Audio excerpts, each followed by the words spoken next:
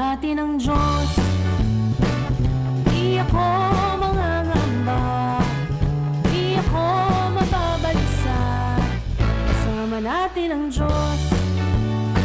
Kasama natin ang Diyos. Di ako malulungkot, di ako matatakot. Kasama natin ang Diyos. Tumaan man ako sa ilog, di ako malulunod. Tumaan man ako sa apoy, di ako masusunog. Kasama natin ang Diyos. Okay, good afternoon everyone. Kasama-sama natin ang Diyos araw-araw, lalong-lalo nga ngayon na hapon, kasama talaga natin ang Diyos. Mga tugang, kumusta po kamo ngunya na daw ning Martes, Petsa 25 kang bulan ning Marso 2025 na kung saan sa tuyang sineselebrar mo niya sa simbahan ta ang Annunciation nung si Maria dalawin bisitahon kay itong anghel kang arkanghel na si Gabriel at pinamareta na siya magiging ina na ng Diyos, Son of God. Yan talaga, di ba, siya ang magiging ina ng Diyos. Yun mga tugang, si Maria lang naman talaga naging ina ng Diyos may mga nagsasabi na siya daw ang Son of God, kung Son of God dapat hindi siya nakulong. Tingnan mo mga tugang, talaga mag-ingat-ingat daw kasi there's only one God, there's only one God, and there's only, masasabi natin, one Son of God lang, si Jesus Christ, yan ang tunay, because we are adopted, there's only one child of God, okay, si Jesus lang, pero we adopted children lang po tayo, kaya mga tugang, kaya nga ang daw sa tuyang ginigurumdo mga tugang iyan, ang Annunciation ng in-announce kay Maria na siya ay magiging ina kang Diyos, So, mga tugang, pwede po kamo magduman sa indong mga Facebook, maduman nga niya ako, at duman sa Facebook tabi, hanapon tabi nindo so DCGB News Online, yan, medyo kasi nagmadali po ako, hali po ako duman sa kasi ngunyan nagmisa po ako ngunyan sa San Rafael, at syempre nagmadali tayo at mabuti-buti naman walang gaanong traffic, marena sa kung gaanong ma-traffic so pag-agi ko, kaya nakaabot ako dyan just on time, na demang kita na nahuri, but anyway, sabi ko nga naglingkod muna kita, magmisa muna, talaga, yan. Anyway, duman tapos sa DCGB News Online, pagkatapos sa Facebook DCGB News Online, tapos magduman tabi kamo sa i-like tabi nindo ito, pagkatapos paki-share. At the same time, pwede mo po kamo mag-comment, gani may nahilingan ako, may nag-comment, si Erlita Lianeta Roldan, yes, nakantabay tulos nag-comment, pwede po kamo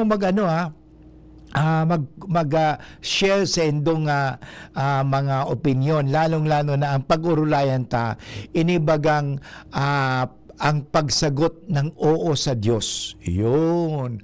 Tulad ni Maria, ang sagot niya hindi kundi opo. Iyo po, iyo, opo, yun. Pag halimbawa ngayon lang ito, tatawagin ka ng Diyos at sasabihin sa iyo ng Diyos, may pagawa sa iyo ang Diyos. Tulad kay Maria, nang dumalaw ang anghel kay Maria, sinabi ng anghel sa sugo ng Diyos, o actually salita ng Diyos yun, sapagat yung anghel naman hindi naman pwede magsalita sa kagustuhan lang niya, kundi ang sasabihin niya walang iba kundi ang salita ng Diyos. So kung halimbawa may papagawa ang Diyos sa iyo, ganito, maging mapagmahal ka sa kapwa ngayon, okay? Sabihin kaya sa iyo ng ang Diyos ngayon, magpatawad ka ng unyan, kang sa imong mga kaiwal, patawarin mo na sinda. Ano kaya ang isasagot mo? Sasabihin mo kaya, hindi. O pwede naman, not yet. O yun, or yes, tulad ni Maria. Magayon mga tugang ang sagot ni Maria. Iyo po, yun. Magayon iyan. Kaya panalmingan tayo yan. Kasi si Eva, mga tugang, ang ginibo ni Maria, nag-disobey. Si Mary naman, ang tanda natin, obedience. Yun, oo. Alam mo yung oo, maganda yung oo, obedience. Ang ibig sabihin ng oo, obedience. Okay? Obey, obey, saka openness. Yun. By the way, meron pa kang oo. Ano bang ibig sabihin ng oo, Father? Ang acronym ng oo, meron kang O, meaning openness, and then obedience. Kaya mga tao bagang nakapag-oo, may openness sila. May bukas sila eh. And then obedience 'yon. Kasi kung hindi ulang yun. Hindi kulang. Oo, dapat oo. Open, maging bukas ka sa plano ng Diyos, and then at the same time obedient ka. Yun. Yan ang maganda mga tugang, mahalaga yun, magayuno na panalmingan na yan. Kaya, yan ang hapot ni Father Butch. Pwede po kamo mga tugang mag-message sa kuya sa 0925-811-3851 o sa 0966-533-8475 sa kuyang Globe number, o pwede ka mo mag-message po duman sa DCGB News Online, mag-comment at sabihin tabi mga tugang, ang sagot nindo, ang anong simbag nindo. Yun. Ano ang simbag? Halimbawa, may kunyari, sabihin natin, may ipapagibong marhay. Siyempre, di man mapagibong ang Diyos na maraot. Di ka naman sasabihin, oy, gadanon mo iniho, nakawan mo yan, saktan mo yan. Hindi. May papagawa ang Diyos sa'yo tulad ng ginawa ni ang Arkanghel Gabriel kay Maria. Dinalaw si Maria, may pinagawa. Ano ang pinapagawa kay Maria? Pwede ba, Maria? Gusto ko maging tao pero kailangan kong kasangkapan. Pwede ba? Pahiram mo sa akin. Yun, pahiram mo sa akin ang buhay mo. O pinahiram. O nilukuban siya ng Espiritu Santo. O naglihi at ipinanganak si Jesus. Yan mga tugang nangyari. At kaya sabi kasi dito, babasahin natin mamaya maganda ang Ebanghelyo mga tugang yan. At yun nga, maghanap kayo sa first reading kasi makikita mo na hindi naman po masama ang maghanap ng palatandaan. Pwede naman maghagad ka ng tanda o palatandaan. Yun, sign. Kasi hindi naman ibig sabihin, hindi kita bibigyan ng sign. Ang Diyos kasi nagbibigay ng sign. Kung titingnan natin, what are sacraments? Sacraments are visible signs instituted by Christ to give grace. Yun. Si Kristo mismo ang nagano yan eh. Yun ang simbahan. Ang ginamit nung nagbinyag, ano ginamit ni Kristo? Hindi alcohol, kundi tubig doon sa Jordan. O nung Eucharist, anong ginamit ni Kristo? Hindi ba tinapay sa kaalak? O yun sa misa, ganun ang ginagamit. O yung pagpahid ni Kristo, yung olyo, yun. Pinahira ng, of course, mga tugang, mahalaga yan eh. Talagang gumagamit tayo ng mga palatandaan. Kaya pati yan, si Kristo, si Kristo nga ni, He is the visible sign of God the Father. Palatandaan baga si Jesus. Nga mga Kristiyano, mahapot ko kaya, tayo ba mga Kristiyano, mga tugang, ay masasabing mga tanda ni Kristo sa mundo? Yan. Paano ka ba? Isa pang tanong nga sa inyong mga tugang. Pwede ka mo mag-apod mas magayon pag kasugma, may nanumpungan naman ako. Tiya siya kaya itong estudyante dyan sa UST, sabi niya, Father, nagdadawog tabi ako sa imo. Manay, sige, nagdadawog ka sa kuya, mag-text ka or mag-text ka sa kuya, 0925-811-3851. Ano ang simbag mo? Simbag? Ano ang mga palatandaan ng isang tunay na Kristiyano? Yan. Yan ang hapot ni Father Butch. Ano ba mga palatandaan? May palatandaan ba? O tayo mga Kristiyano ay naging tanda ni Kristo digdi sa mundo? Yan. Tanda tayo ni Kristo sa mundo. Kaya pag nakikita tayo, mga Kristiyano, dapat makita nila si Kristo. Baka hindi makita nila si Kristo sa atin eh. Kasi ang nakikita madalas, yung ating mga sarili. Tinatakpan ta si Jesus. Yan ang problema talaga, no? Minsan, mga kayabangan ta kaya. Kaya mga tugang, mahalaga ini. Ngayon nasa tuwing sineselebrar ang Annunciation. May Annunciation mga tugang, ito so pag kung sa Bicol baga ang apod kaan so pag-ngidam kay Jesus. Kasi si iba yung pag-ngidam kay Maria kaysa duman sa pagpapangidam kay Jesus. Si Maria ipinangidam kang sa iyang nanay noong September September 8 baga. December 8 pala. December 8. Kasi September 8, piyesta niya. Kapanganakan ni Maria.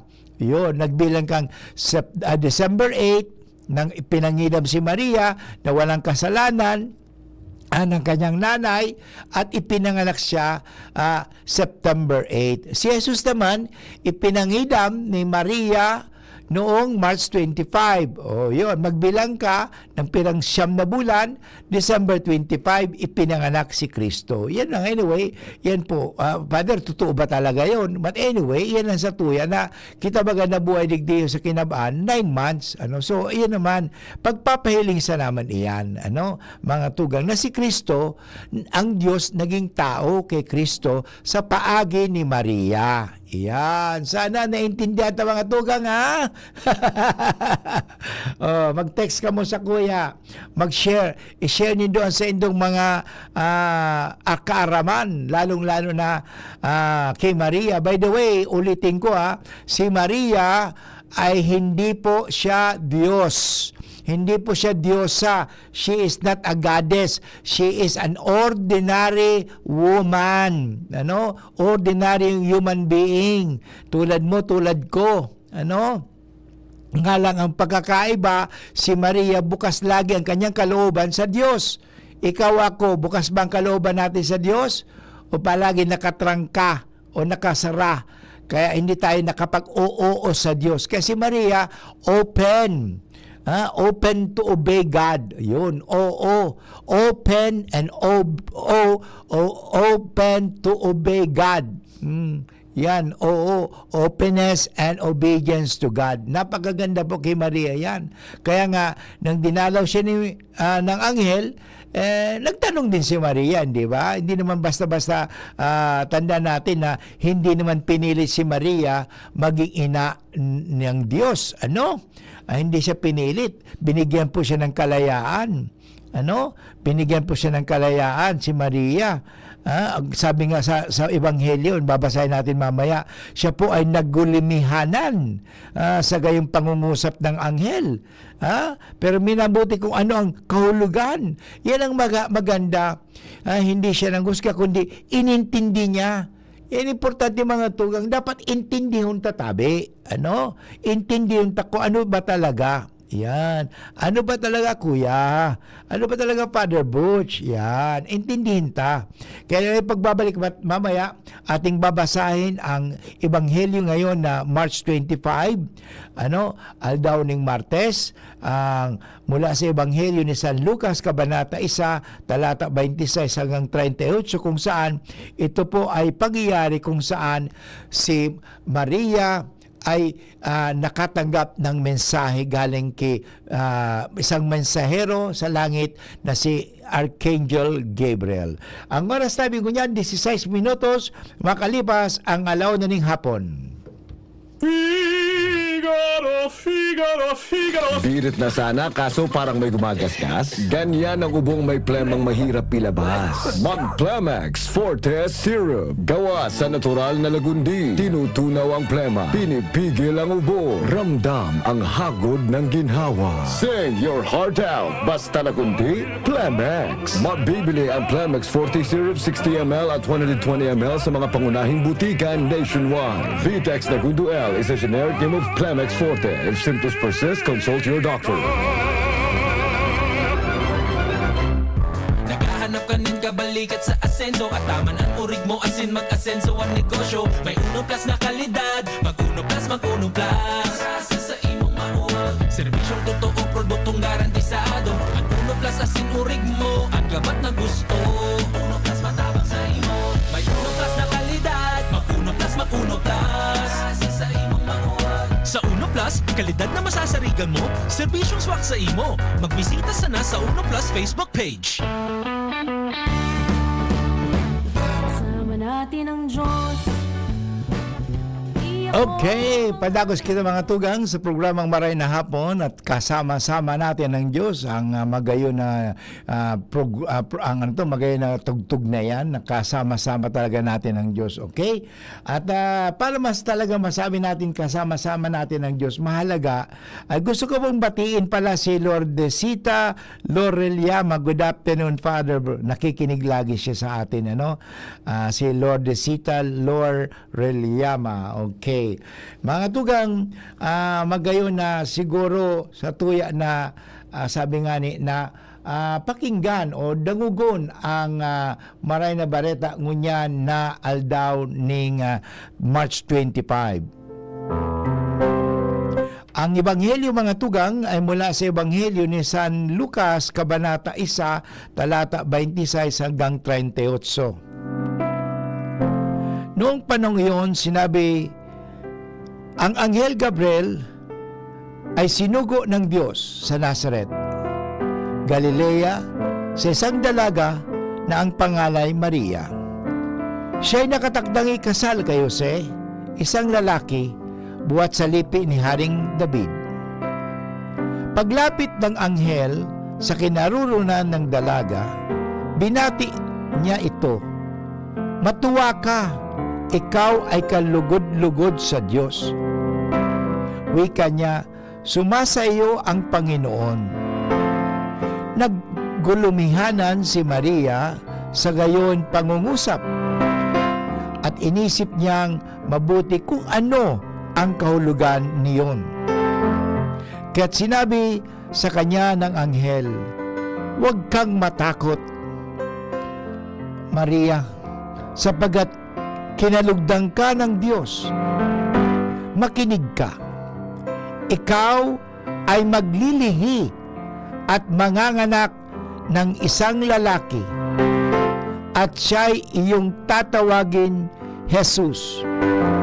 Magiging dakila siya at tatawagin anak ng kataas-taasan. Ibibigay sa kanya ng Panginoong Diyos ang trono ng kanyang amang si David. Maghahari siya sa angkan ni Jacob magpakailanman, at ang kanyang paghahari ay walang hanggan." Paano mangyayari ito? Gayon ako'y dalaga, tanong ni Maria. Sumagot ang anghel, "Bababa sa iyo ang Espiritu Santo at lililimang ka ng kapangyarihan ng kataas-taasan. Kaya't banal ang ipapanganak mo at tatawagin anak ng Diyos." Maliwanag ha? So, si Jesus ay anak ng Diyos. At kung si Maria ang nanay ni Jesus, na si Jesus anak ng Diyos, sa makatuwid, si Maria ina ng Diyos. Maliwanag lang po kasi dito maliwanag ha, tatawagin anak ng Diyos. Natatandaan mo ang iyong kamag-anak na si Elizabeth? Alam ng lahat na siya'y baog. Ngunit naglihi siya sa kabila ng kanyang katandaan. At ngayon, ika-6 na buwan na ang kanyang pagdadalang tao, sapagkat walang hindi mapangyayari ang Diyos. Sumagot si Maria, "Ako'y alipin ng Panginoon, mangyari sa akin ang iyong sinabi." At nilisan siya ng anghel. Mga kaibigan, yan po ang mabuting balita sa araw na ito ng Martes, na kung saan pinagdiriwang natin o sineselebrar natin ang dakilang kapistahan ng pagpapahayag ng magandang balita tungkol sa Panginoon. The Annunciation of the Lord. Okay? Na in-announce kay Maria si Jesus ay kanyang ang Diyos si Jesus ay kanyang ipaglilihi at kanyang ipapanganak. Kung tingnan natin dito maliwanag isa-isahin natin. Makinig ka. Makinig ka. Yan ang problema sa atin kasi. Hindi tayo nakikinig. Si Maria sinabihan ng Diyos sinabihan ng anghel, makinig ka. Alam mo, number 1, makinig tayo kasi hindi naman tayo pwedeng matuto pag hindi tayo nakikinig Matututo lamang tayo pag tayo nakikinig. Ay kung pairalin natin yung ating kayabangan, yung ating pride, sabi nga Father, prideful kasi, prideful. Fried chicken ka. Hindi ganyan. Ang maganda mapakumbaba pa rin. Alam mo si Maria, isang babaeng ordinaryo. Hindi naman siya, hindi ba akakalain ba ni Maria na siya maging ina ng Diyos? Hindi. Pinili siya ng Diyos. Ang problema minsan bakit si Maria ang pinili ng Diyos? May mga nagtanong sa akin, Father Boots, bakit naman si Maria ang pinili ng Diyos? May mga magaganda pa naman doon, mga mayaman pa. Ang sagot ko sa kanya, pag namatay ka at kung mapunta ka sa langit, tanungin mo ang Diyos. Matatanong mo pa kaya? Matatanong mo pa kaya? O kung lalo pag napunta ka doon sa impyerno, hindi mo na matatanong. Kung gusto mong matanong ang Diyos, magpakabuti ka. Mag-behave ka, Oy, behave.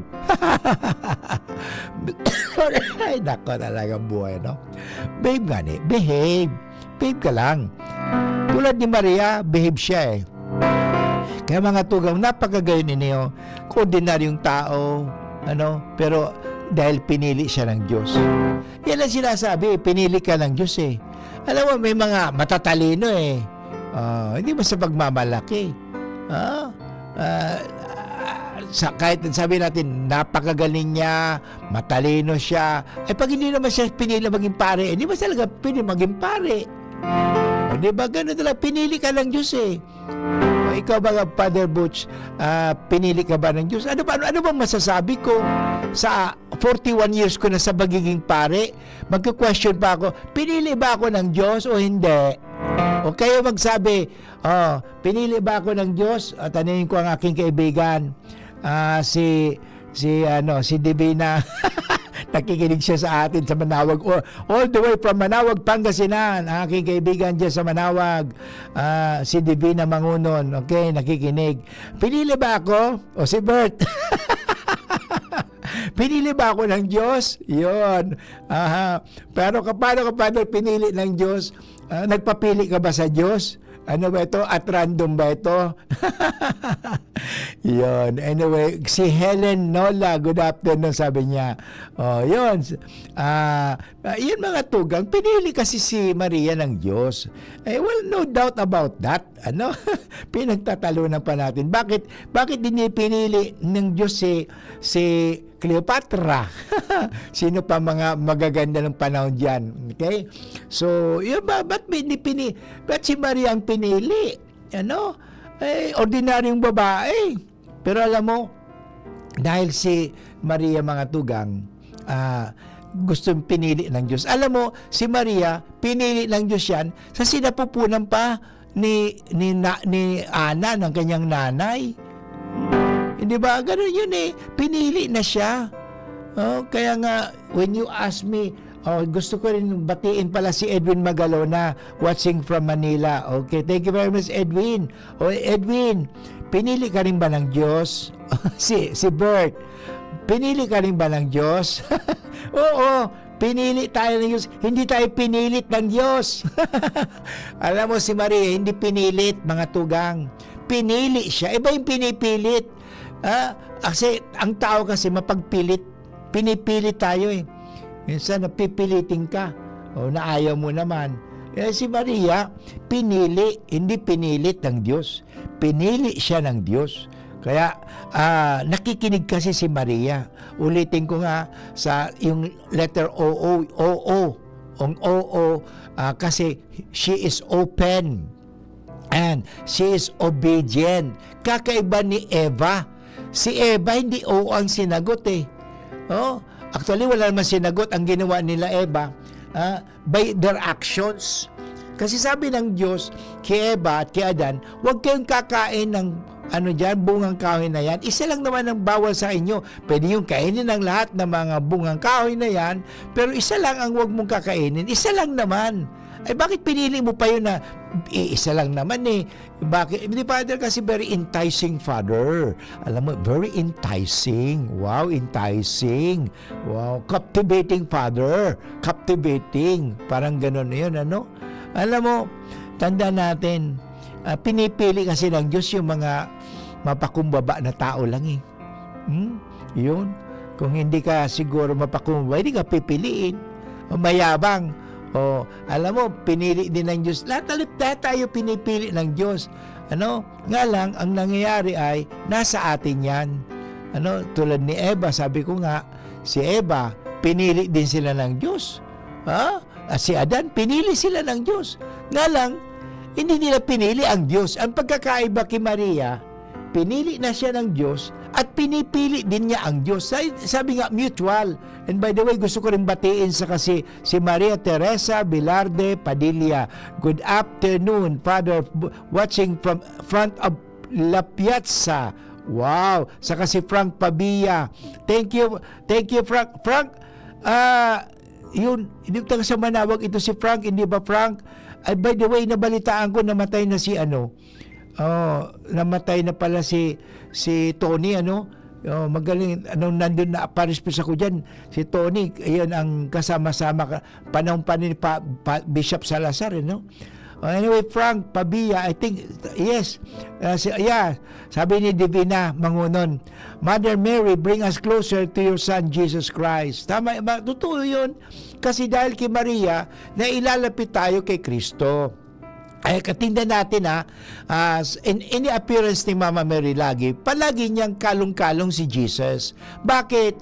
Kasi nga, sa simula pa lang, si Maria, tagapagdala sa Diyos. Kaya ang tawag sa Latin, Theotokos. Ano Father ang Theotokos? Hindi tuko, hindi. Theotokos, hindi tuko. Mahilig ka sa toko. Hindi po, toko. Theotokos. Ang ibang Theo, God. Ang tokos, tagadala, bearer. God bearer, si Maria. Bakit? 9 na bulan, dara-dara ni Maria.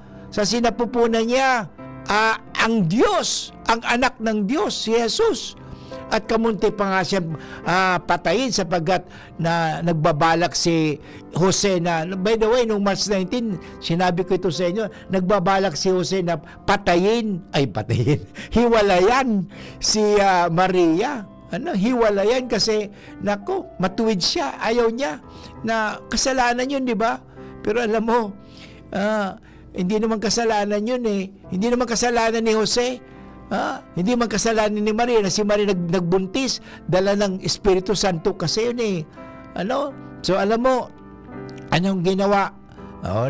By the way, si Joseph, mayroon ding annunciation. Akala natin, si Maria lang may annunciation. The annunciation kay Joseph, when the angel Gabriel, yes Father, sabi nga, tama-tama si Frank pala ito. Frank, yes Father, nasa Leyte po baka bukas umuwi na pa siya. Okay. Condolence Frank. Okay.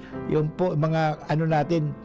Okay, sabi ni Edwin Magalona, pinili tayo lahat ng Diyos kasi sinila tayo ng mundo para maglingkod sa Kanya. Okay, yun. Kasi, totoo nga, mag-ingat din tayo sa mundo kasi talaga, ang gusto ng mundo, paglingkuran ang mundo, hindi ang Diyos. Kaya, dito, pinili tayo ng Diyos, parang paglingkuran ang Diyos. Yan, okay, mga tugang. So, yun, nakita natin, si Jose, pinahayag ng ng anghel, pinaliwanag ng anghel kay the same angel, si Gabriel, yung nagbalita kay Maria. Siya rin ang nagbalita kay Jose, pinaliwanag, Jose, huwag kang matakot. Kasi yung pinaglilihi o pinagbubuntis ni Maria, hindi kagagawa ng mga ng lalaki yan doon sa templo. Kasi akala ni Jose na si Maria nakipaglandian doon sa doon sa Jerusalem. Kasi di ba, pumunta siya si Maria doon sa templo kasi binisita niya si Elizabeth na ang kanyang asawa ay isang pare, si Zacarias. Nag-alay ka kasi doon, di ba? So ano nangyari? Akala ni Jose nakipaglandian. Ang kawawa si Maria, binanghusgan pa. Hindi ganoon si Maria, hindi malandi. Hindi tulad ng iba dyan. Bato-bato sa langit, tamaan, huwag magagalit. Hindi ko alam kung pinatatamaan. Yun, hindi po.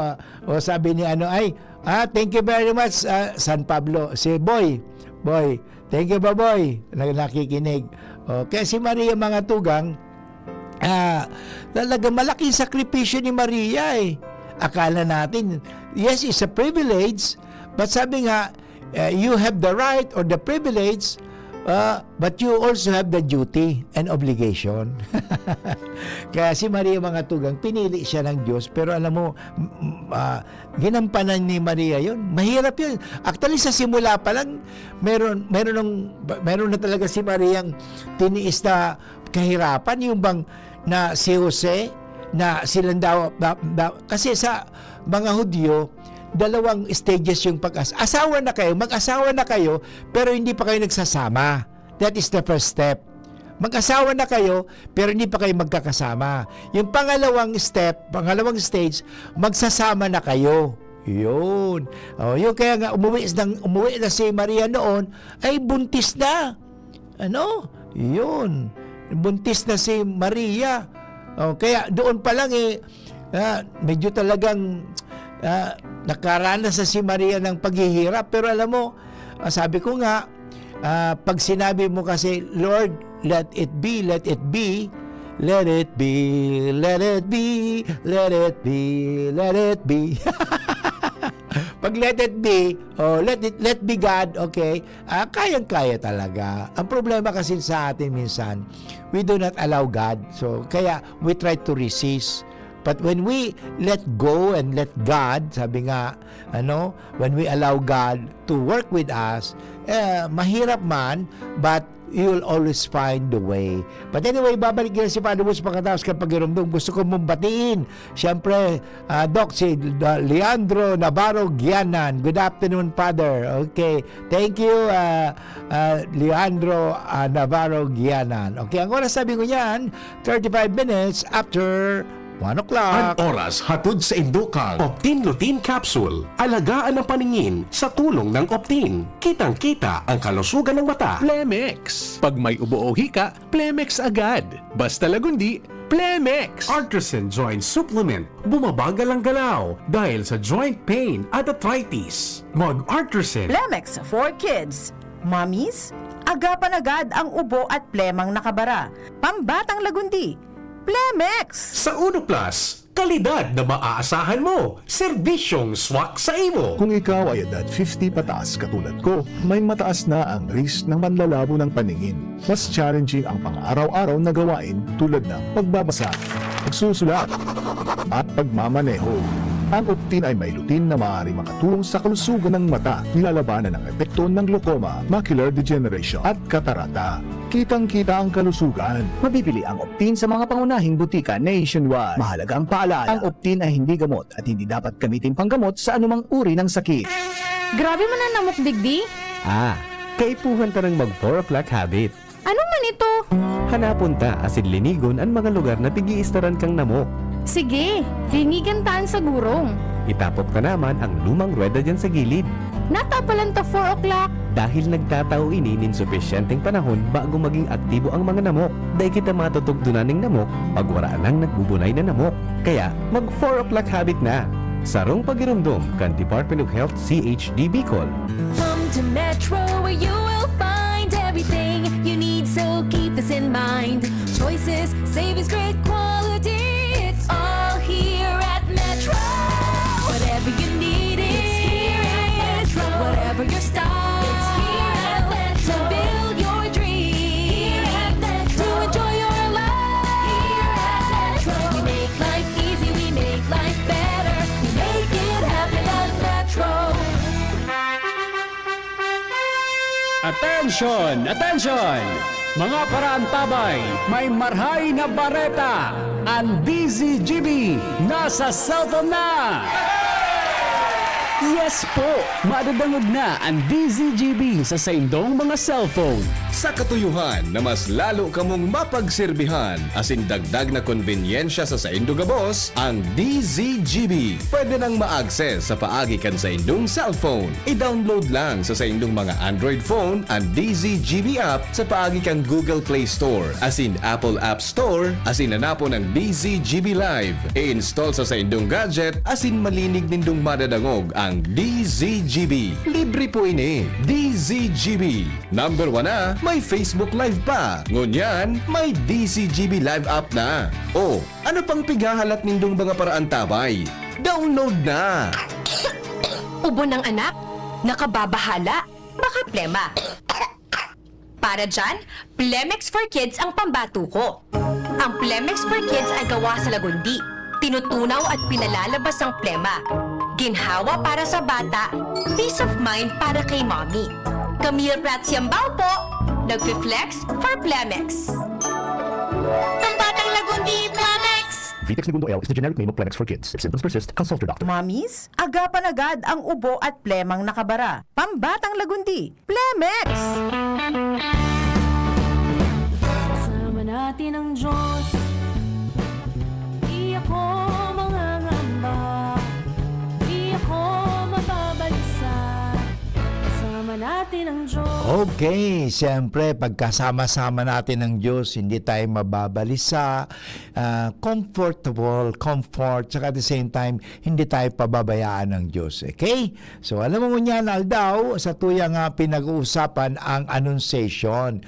Yung pagpapahayag, ako magtatagalog kasi may mga nakikinig sa atin na mga taga-Pangasinan, nakikinig sa atin sa taga-Manila, na hindi mga Bicolano, ito pala, yes, Father, isama mo sa misa si Tony. Opo, paliwaya, thank you. Sige, isasama ko. Sinama ko na nga siya nung nakaraan, but anyway, isasama ko ulit si Tony. Okay, so yun. Gamitin po natin lagi ang ating communication skills to announce the good news. Yun. Tulad ni Maria, siyempre, siya ay yung anghel nagpayag sa kanya. That was the good news. And the good news is, napakahalaga po ito. Sa kapistahan ng anunsasyon o pagbabalita ng anghel kay Maria, dalawang bagay o dalawang katotohanan ang ating dapat malaman o dapat parangalan. Ang una, ang pagkakatawang tao ng anak ng Diyos. Yun. God became man. Yan ang unang malalaman natin. God became man. Ang pangalawa, at ang pagiging ina ng Diyos, ni Maria, ina ng Diyos. Pagiging ina ng Diyos ni Maria. Yan po, tandaan po natin. Dalawang bagay ang makikita natin sa Annunciation. Ang katotohanan na ang Diyos ang nagkatawang tao. Yan ang number 1 Pero paano nagkatawang tao ang Diyos? Sa pamamagitan ni Maria, sa pagiging niyang ina. Yan. Kaya si Maria, ina ng Diyos. Bakit? Maliwanag sa Bible, hindi ba? Si Jesus ay Diyos, anak ng Diyos, anak ng kataas-taasan. So yun. Si Jose mga tugang, hindi naman talaga niya tatay. Pero alam mo, kahit doon sa finding in the temple, hindi mininos ni Maria. Hindi man sinabi na, don't you know that your legal father and I have been looking for you? No. Ano sabi ba ni Maria doon sa finding in the temple? Don't you know that your father and I, father, hindi mo alam your legal father? Hindi ginamit ni Maria yun Kasi talagang tinuring ni Jose na si Jesus ay talagang kanyang anak. Hindi sa dugo, pero masasabi natin, sabi nga, anak sa puso, hindi anak sa dugo. O tayo, hindi anak ng Diyos tayo, hindi anak sa dugo, kundi tayo, mga anak ng Diyos sa puso. Kaya yun ang napakaganda, kaya maganda po, kaya utos ni Kristo magmahalan kayo. Hindi dahil kayo magkadugo, kundi tayo lahat ay magkapuso. Yun.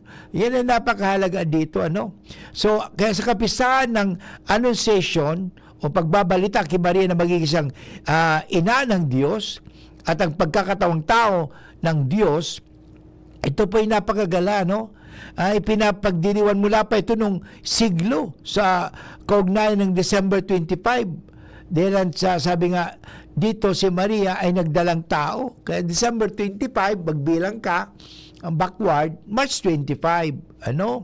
So, ito pagkakatawang tao, ang tinatawag natin incarnation. The word incarnational. Kasi one time, dyan sa UST Legazpi, nagkaroon ng meeting, sabi ko, incarnational. Sabi ko, first time ba niyo nila maninig ang incarnational? Alam mo, incarnational, ibig sabihin, walang iba kundi, kasi sabi ko, ang campus ministry is incarnational. Ang incarnational, ang ibig sabihin, we have to make God visible. Making God visible in the campus. How can we make God visible in the campus? Through us. Sabi ko nga, paano makikilala o paano makikita si Kristo sa mundong ito? Sige nga, sagot nga kayo. Paano ba ninyo makikita si Kristo sa mundong ito?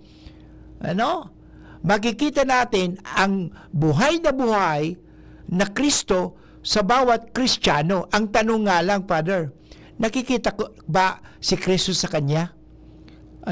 Yun. That is incarnation. Kung ipinakikita natin, ating ipinakikilala si Kristo sa lambang saro. Paano? Sa atin na lang mga salita, sa ating mga gawa. Yung acts of kindness. Alam mo, sa panahon ng Kwaresma, maganda po ito Maganda po itong tinatawag natin na let us do corporal works of mercy, spiritual works of mercy. Alam mo, itong tatlong Lenten exercises na ito, napagaganda ito. Yung prayer, almsgiving, and fasting. Pagsasakripisyo, yung fasting po, sakripisyo ito Hindi lang yung pagkain ng pag tuwing Friday, 1 meal a day. Hindi lang po yun pagsasakripisyo. Magsakripisyo. Ngayon, ang tao kasi, wala na, Father, wala nang sakripisyo. Wala nang sakripisyo. Yan ay incarnation. The incarnation. Kaya sabi ko kasi, ang approach ko kasi dyan po sa UST Legazpi, ang approach ko kasi, incarnational. Bakit? Gusto kong ipadama, yun ang ibig ko sabihin, gusto kong ipadama, ipakita na ang Diyos ay buhay. Papaano? Halimbawa, ito na lang, simple lang kanina nakasalubong ko yung mga estudyante, batiin mo sila. And then, sabi, one time, kanina nga may lumapit sa akin Father, pwede mo i-pray over kami. Sabi ko, anytime, anywhere. Si Father Bus kasi, anytime, anywhere, pwede kita kayo i-pray over. Kaya sabi ko, ginano ko sila, sige, Lord, tulungan po ninyo itong mga estudyanteng ito na sa kanilang pag-aaral, maging maliwanag ang kanilang isipan at matuto sila. At sana, Lord, makapasa sila at huwag silang mag-alinglangan. Palakasin po ang kanilang paniniwala. Yun. Ay, Father, thank you very much. Ay, Father, pasado na kami nito. Tama nga yun. So, influence them by giving them, yung sabi ko, yung prayer. Alam mo, yung prayer kasi, hindi naman kinakailangan we have to memorize the prayer. Yung prayer po kasi, dapat manggaling sa puso, hindi galing sa nguso. Ay, kadalasan sa atin, galing sa nguso. Yung dasal tayo, Father, I cannot pray without the novena prayer. I cannot pray without the reading. That is not prayer. That is recitation. That is reading. Ang tunay na dasal, kung ano ang nandyan sa puso mo. Sinasabi mo kay Kristo. Napakahalaga po yun. So sana yan ang ating gagawin. Parang tayo ay maging tulad ni Maria. Si Maria dahil siya po ay sasabi ko pala, nagpahiram ng kanyang panahon, nagpahiram ng kanyang buhay para ang Diyos may silang. Yun ang tanong ko ngayon bago tayo mag-break. Gusto mo rin bang maisilang ang Diyos sa buhay mo? Yan ang tanong. Pwede po kayo mag-share, paano mo maisisilang si Kristo sa kapanahon ng ito? Yan ang tanong ni Father Bus. Ang oras sabi ko yan, 47 minutes after 1 o'clock. Tuhod, siko, baywa, aray! Pag laging pasan ang sakit sa kasukasuan, sign na yan ng arthritis o joint deterioration. Karaniwan kapag nagkakaedad na, kailangan ng tibay at ginhawang makakapitan. Kaya ng artrisin yan. May undenatured type 2 collagen at methylsulfonyl methane na maaaring makatulong protektahan ang kalusugan ng kasukasuan. Make the right move. Uminom ng artrisin araw-araw. Mabibili ang artrisin sa mga leading drugstores nationwide. Mahalaga ang paalala, ang artrisin ay hindi gamot at hindi maaaring gamitin panggamot sa anumang uri ng sakit. Huwag baliwalain ang kirot na nararamdaman sa tuhod. Baka hindi lang yan joint pain, kundi sintomas ng arthritis. With proper diet and exercise, uminom ng artrisin. Ang artrisin ay undenatured type 2 collagen at methylsulfonyl methane supplement na maaaring makatulong protektahan ang kasukasuan. Ito ay may antioxidant at anti-inflammatory properties na tumutulong labanan ang epekto ng arthritis tulad ng pananakit ng kasukasuan, pagkasira ng buto at limitadong paggalaw. Sa tulong ng artrisin, maaring mas tumibay ang cartilage, ligaments, tendons at synovial fluid na bumubuo sa kasukasuan, mas flexible gumalaw, kayang-kaya maglakad o mag-jogging. Mabibili ang artrisin sa mga pangunahing butika nationwide. Make the right move.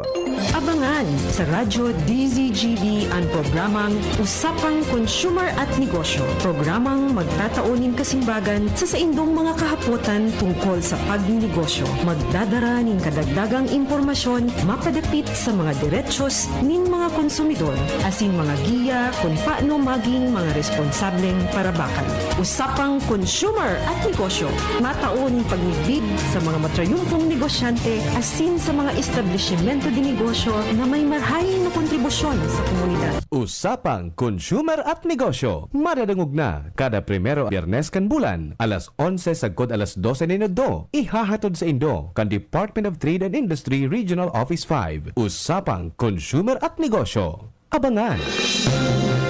Mga tugang, abangan ta ang paglunsar kan pinakabagong programa digdi sa DCGB Radio. Ang programang mahatod ning mga impormasyon, mga istoryang kapupurutan nin inspirasyon na naidulot kan pagtatrabangan nganing maiangat ang pagkabuhay kan mga Bicolanong paraomang benepisyaryo sa maabot na ika-24 kan Enero 2025 alas 10:30 hasta alas 11 ning pagkaaga. Magantabay asin maghinanyog sa kape asin paretang agraryo.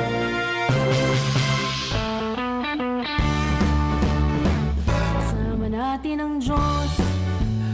Okay, basta kasama-sama natin ng Diyos, tayo ay masaya. Kaya patuloy tayo sa ating programang Marhain na Hapon with Father Butch, okay? At siyempre, ngayong panahon ng Kwaresma, panahon na naman ng mga pagbibigay ng mga recollection and retreat. Maganda po yun Spiritual exercises. Kung every year we have to go to a medical check-up, maganda rin po, every year we have to have a spiritual check-up. Yan, spiritual check-up. Kasi minsan nakakalimutan natin magpa-check up Kaya lalong lumalala. Alam mo, ako po'y naniniwala, kung hindi pa ako siguro naging pare, naging doktor ako. Kapatid ko doktora, nasa Amerika yon si Glacy. So anyway, ako siguro magiging doktor. Nga lang, naging pare pa rin. Sabi nga ni Mama, may anak daw siyang doktor sa kaluluwa. At may doktor naman siya, anak sa doktor sa katawan. But anyway, magpapacheck up po tayo. Kasi alam mo yung sakit, naaagapan yan Kahit yung cancer.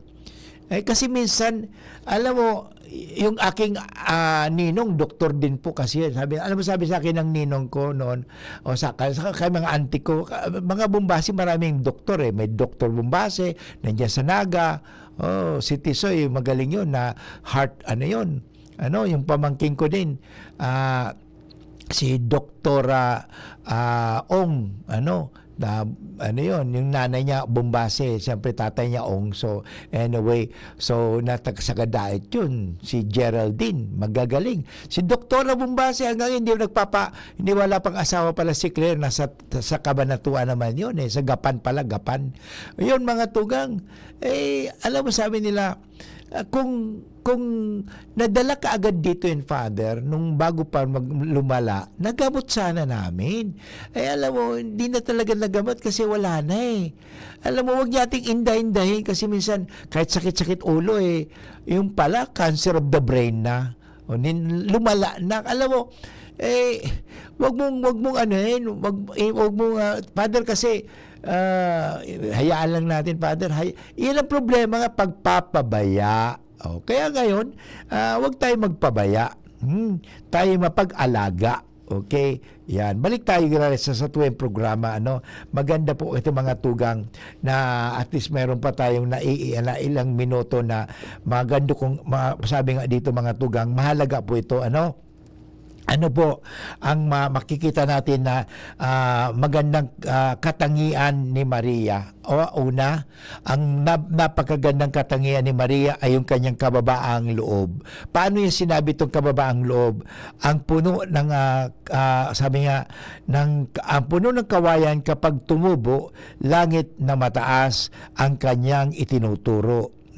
Kapag narating niya ang kanyang tunay na anyo sa lupa, ito ay marunong yumuko. Yun. Marunong tayong yumuko. Pangalawa, makikita natin ang mahalagang katangian ni Maria, ang pananampalataya at pagtiwala. Okay? Batid ni Maria na sa pag-oo o pagtalima niya sa kalooban ng Diyos, kailanman ay hindi siya magkakamali. Totoo naman yan Pag ikaw ay nagsabi sa Diyos, opo, opo, hindi ka magkakamali. Kasi tutulungan ka ng Diyos. O pagtalima at nagpapabaya sa taong marunong magtiwala. Hindi talaga pababayaan ka ng Diyos. Ang Diyos ay hindi nagpapabaya sa taong marunong magtiwala. Alam niyang para sa kanyang kabutihan, higit sa lahat, sa kabutihan ng sanlibutan, ang ninanais ng Diyos. Kaya wala siyang pag-alinlangan sa pagtiwala sa Diyos. Ang pangatlo, magandang katangian, ito po, ang pagsunod na may lakas loob. Alam mo si Maria, malakas ang loob niya nung kahit nga si Jesus ay pinatay, pinako sa krus, nandun ba kasi sa paanan ng krus nasa paanan siya ng krus kasama yung mga Maria at nandun pa nga si Juan. Kaya nga doon sinabi ni Jesus kay Juan, woman, behold your son. Okay, son, behold your mother. Yun, woman, inapod ba kasi Maria? Woman, behold your son, and son, behold your mother. So doon, yung pagsabing, ang woman na yun, walang iba kundi yun ang woman na doon sa Genesis chapter 3 verse 15. The woman na magiging kasangkapan sa kaligtasan. At inulit po ulit yan 3 beses yung woman na yun doon sa kasalan sa Kana. Sinabi pa rin yan, woman, what is that concern of yours? Woman, ang apod ba kay Maria? Para si Jesus walang paggalang? May paggalang. Bakit? Bakit may paggalang? Kasi si Maria was being referred to be my lady, the first lady. Ang tawag yung woman na my first lady po yun. Sa atin kasi pag tinawag woman, tandaan po natin, iba ang lingwahe ng Aramaic, ang salita ni Kristo, sa kultura ni Kristo, sa kultura natin. Kaya wag mong ipapantay, iba yun Kaya pag sinabing woman, that refers to Genesis chapter 3 verse 15, yung pinangako ng Diyos na a woman will crush the head of the serpent. Yun po yun. And the woman, Yung dun sa Kana. And then sabi ni Kristo, woman, behold your son. Son, behold your mother. So nang pumunta kay John, si Maria bilang ina na. Dahil ipinagkatiwala ni Jesus kay Juan si Maria as a mother. Okay, napakaganda. May lakas loob si Maria eh. Kaya ang katapangan ay ang kakayahan ganap sa magtiwala. Kaya taong nagtitiwala, matapang din eh. Maniwala at sabi nga, tumalima. Ang pagiging matapang ay ang sumulong ng may pananampalataya. Ano? Ang nagtitiwala at sumunod, ano ang mangyayari? Yan sabi nga napakaganda po ito. Kaya ngayon mga tugang, to conclude, sikapin natin tularan si Maria sa pagsunod sa kalooban ng Diyos. Okay? Walang pangsariling hangarin at hindi nagtakda ng kondisyon. Wala siyang kondisyon eh. Hayaan mong malaya kang gabayan at pakilusin ang Espiritu Santo sa buhay mo tulad ni Maria. But anyway, inabot tayo ng oras ng pamamaaram. Ako po nagpapasalamat sa mga nag-participate sa ating ngayon, lalo na sa kanilang mga messages, at nawa Panginoon na pagpalain mo ang mga yan sa pakikinig lagi sa ating programa. At napakaganda po na talaga. Gusto kong batiin pala ito si Junior Rapusa. Do your works with love of God, not for the love of money or by position. Tama ka dyan, Huno. Okay, thank you. At nagpapasalamat po ako sa ating technical man. Walang iba kundi si Ronald Baldo. Thank you, Ronald. And of course, sa IT, nandyan si Jerome Martinez. Ito po ginaray si Father Boots Bombase, OP, na nagsasabing, we are all a blessing and be a blessing always. At tularin natin si Maria, palaging sumusunod sa kalooban ng Diyos. Amen? Thank you. See you again tomorrow.